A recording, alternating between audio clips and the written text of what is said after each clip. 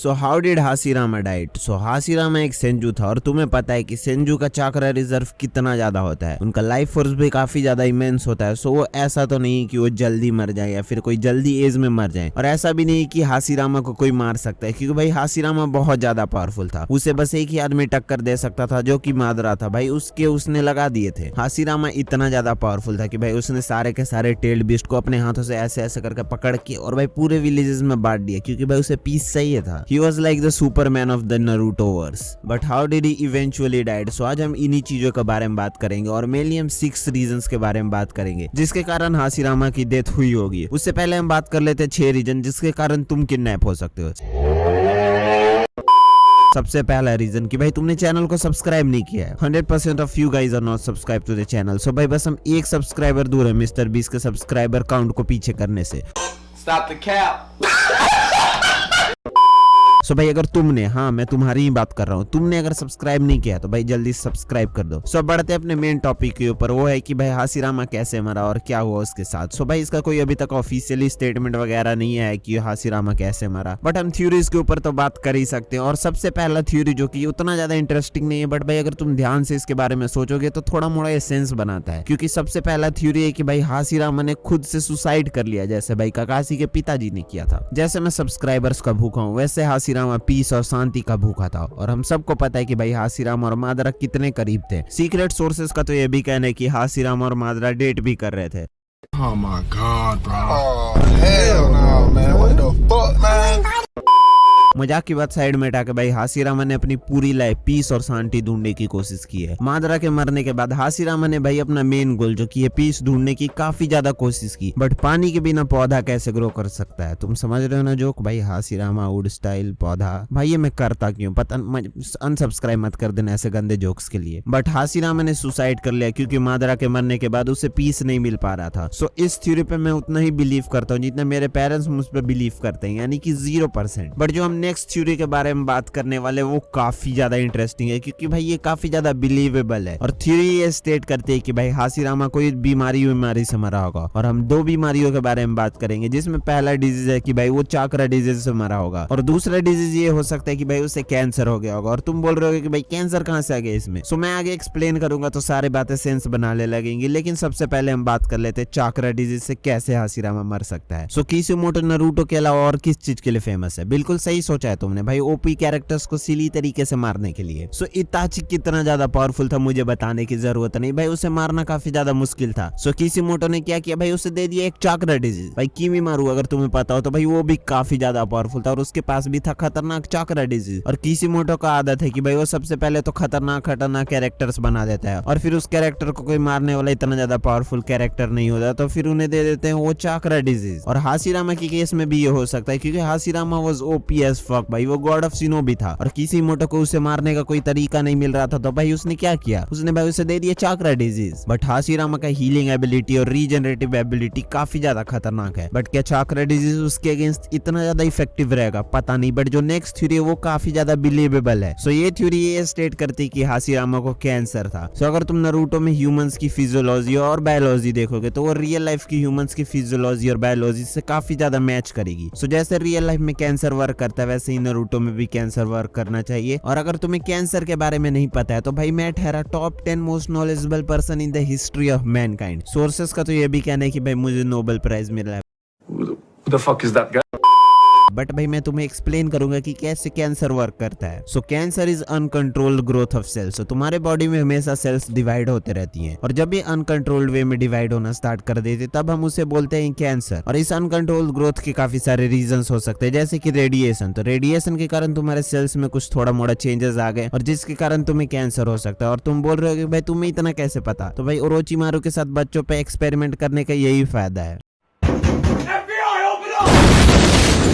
But Hashirama के cancer का cause radiation वगैरह नहीं था, क्योंकि उसके कैंसर का कॉज था भाई उसका खुद का रीजनरेटिव एबिलिटीज। और हाशिरामा अपने रीजनरेटिव एबिलिटीज पे कंट्रोल नहीं कर सकता, वो उसे बंद नहीं कर सकता या फिर वो उसे चालू नहीं कर सकता, वो हमेशा ही ऑन रहती है उसकी। सो मे भी एक दिन फाइट में भाई हाशिरामा थोड़ा इंजर्ड हो गया और फिर उसके रीजनरेटिव एबिलिटीज ने उस चोट को हील करना स्टार्ट कर दिया। बट क्या हो अगर उसकी रीजनरेटिव एबिलिटीज वहां पे आउट ऑफ कंट्रोल हो गई, वहां पे सेल्स डिवाइड करते गए और इवेंचुअली वो एक ट्यूमर का रूप ले लेते हैं। हाशिरामा की रीजनरेटिव एबिलिटीज दो धारी तलवार है, वो हाशिरामा को भाई काफी ज्यादा एडवांटेज देते हैं ड्यू टू भाई खतरनाक हीलिंग फैक्टर। बट इसी रीजनरेटिव एबिलिटीज के कारण हाशिरामा के अंदर ट्यूमर डेवलप होने के काफी ज्यादा चांसेस रहते हैं। ये थ्योरी काफी ज्यादा इंटरेस्टिंग थी और बायोलॉजिकली काफी ज्यादा पॉसिबल भी थी। बट जो हम नेक्स्ट थ्योरी की बात करने वाले हैं वो काफी ज्यादा सिंपल और प्लेन है कि ये थ्योरी स्टेट करती है कि हाशिरामा एक नेचुरल डेथ मरा था, वो भाई बुढ़ा होके मर गया था। बट अगर तुम्हें याद हो तो भाई जब हाशिरामा रीएनिमेट हुआ था तब वो उतना ज्यादा ओल्ड नहीं लग रहा था, वो काफी ज्यादा यंग लग रहा था। और अगर तुम्हें नहीं पता कि रीएनिमेशन जुट्सु कैसे वर्क करती है तो मैं बताता हूँ। सो रीएनिमेशन जुट्सु तुम्हें उसी स्टेट में जिंदा करती है जिस एज और जैसे कपड़े पहन के तुम मरे थे। लिटरली अगर तुम सलवार कमीज पहन के मरे थे तो तुम सलवार कमीज में रीएनिमेट हो गए। सो इससे क्या तुम्हें सीख मिलता है कि सलवार कमीज पहन के नहीं मरना है। सो तुम उसी एज में रीएनिमेट हो गए जिस एज में तुम मरे थे। सो अगर तुम ओल्ड एज में मरे थे तो तुम्हारा रीएनिमेशन भी ओल्ड एज में होगा। बट तुम फिर बोलोगे कि भाई मादरा क्यों अपने प्राइम में रीएनिमेट हुआ जबकि वो बुढ़ा होके मरा था। सो अगर तुम्हें नहीं पता तो भाई मादरा को रीएनिमेट करने से पहले काबूटो ने उसके बॉडी पे काफी सारे चेंजेस किए थे जिसके कारण मादरा अपने प्राइम में रीएनिमेट हुआ। सो तुम बोलोगे कि भाई फिर ओरोचिमारू भी तो हाशिरामा पे कुछ ऐसे बॉडी में चेंजेस करके भाई उसे रीएनिमेट कर सकता है उसके प्राइम में। But it doesn't make sense अगर तुम थोड़ा सा दिमाग लगाओगे, क्योंकि अगर उसने हाशिरामा को उसके प्राइम में रीएनिमेट किया तो भाई फिर उसने हीरोजिन को भी उसके प्राइम में क्यों नहीं रीएनिमेट किया। दैट्स व्हाई डाउट कि हाशिरामा भाई बुढ़ा होके मरा होगा। और नेक्स्ट थ्योरी ये है कि भाई हाशिरामा किसी बैटल में मर गया या फिर किसी ने उसे मार दिया। सो हाशिरामा के भाई बैटल के दौरान ग्रुप ऑफ शिनोबीज से मरने से काफी कम चांसेस है, क्योंकि अगर तुम्हें पता हो तो भाई मिनाटो ने 1000 शिनोबीज को अकेले मारा है। भाई रैकागे ने भी 1000 से ज्यादा शिनोबीज को अकेले मारा है। और भाई हमें पता है कि हाशिरामा कितना ज्यादा पावरफुल है और मिनाटो और रैकागे से तो इजीली पावरफुल है। और भाई उसे कोई ग्रुप ऑफ शिनोबीज जो कि नॉर्मल एबिलिटीज के साथ है वो तो मेरे हिसाब से भाई छू भी नहीं सकते उसे। हेड टू हेड हराना तो हाशिरामा को लिटरली नामुमकिन है। बट वो दिमाग का यूज करके भाई कोई ट्रैप वगैरह यूज कर सकते हैं हाशिरामा को मारने के लिए। और हमें पता है कि जब हिडन लीफ बन रहा था तब हाशिरामा ने काफी सारे क्लैंस के साथ कंसल्ट करके और बातचीत करके भाई उन्हें हिडन लीफ में जुड़ाने की कोशिश की थी। और मे भी ऐसा हो सकता है कि कोई एक क्लैन जो कि हिडन लीफ में आने के बहाने से भाई हाशिरामा से मिलना चाहते हो और फिर उनके बाद उन्होंने उस पर सरप्राइज अटैक कर दिया। सो भाई हाशिरामा वैसे भी मर सकता है। और एक और बंदा है जो हाशिरामा को मार सकता है और वो है ब्लैक जेट्सू। सो ब्लैक जेट्सू उतना पावरफुल नहीं है हाशिरामा के सामने, वो सबको पता है। बट ब्लैक जेट्सू एक चीज करने में काफी ज्यादा माहिर है जो कि है स्टेल्थ किल, क्योंकि भाई लौंडा लिटरली किसी भी दीवार के आर पार जा सकता है और भाई स्टेल्थ किल करने के लिए परफेक्ट प्यादा है। और ब्लैक जेट्सू के पास काफी सारा इंफॉर्मेशन वगैरह है और भाई वो काफी सालों से जी रहा है। सो मे भी वो पता नहीं कोई एक प्री प्लान अटैक करवा दे हाशिरामा पे जिसके बाद हाशिरामा काफी ज्यादा थक जाए और भाई उसका ध्यान भी नहीं हो, वो ऑफ गार्ड हो और भाई अचानक से ब्लैक जेट्सू से मार दे। सो ये भी हो सकता है भाई। और भाई ब्लैक जेट्सू को पता होगा कि ये लौंडा हाशिरामा हरामी है भाई, ये रोक सकता है मेरे प्लान्स को। सो मे भी शायद उसने हाशिरामा को खत्म करने की कोशिश की होगी। सो ऐसा भी हो सकता है। बट जो नेक्स्ट थ्योरी है वो काफी ज्यादा अमेजिंग है और काफी ज्यादा बिलीवेबल भी है, क्योंकि वो थ्योरी रिवॉल्व करती है around would release. Would release इतनी ज्यादा यूनिक इसीलिए नहीं है क्योंकि वो बस हाशिरामा की के गैंग का ही है,